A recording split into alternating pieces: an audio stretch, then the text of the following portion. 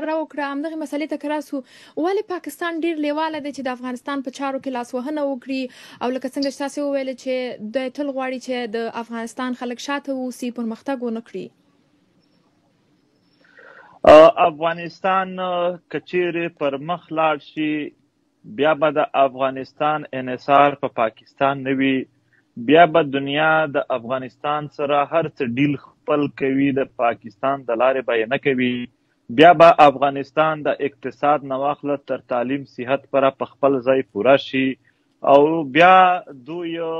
دلته په افغانستان چې دوی پر شا هم څو ځله د 15مې صوبې خبرې کولې دغه منصوبې هم ور ختم کیږي. یو پرمختللی افغانستان د پاکستان د سټریټیجیک ډیفت پالیسي کې دننه فیټ نه راځي. دوی په خپل سټریټیجیک ډیفت پالیسي کې دننه د افغانستان بربادي تباهي چې په خپل عمل یې ثابته کړې ده هغه تل غوښتلې ده.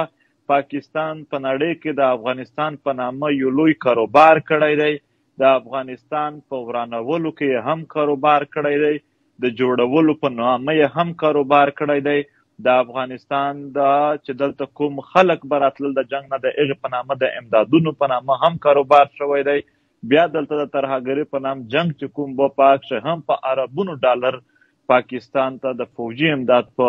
حواله سره چې میلاو په هغه باندې هم دوی کاروبار کړی دی. دوی دپاره دا یو لوی کاروبار جوړ شوی دی او په دې نیت باندې دوی نه غواړي چې افغانان داسې صلاحیتونه دومره پوهه تعلیم ایجوکیشن ولري چې دوی په هر څه پوهه وي او هر څه خپل کوي. دوی غواړي چې دا ناپوهه پاتې شي، چې کله ناپوهه وي بیا به دوی خپله نمایندګي په نړۍ کې نشي کولی او دوی ته به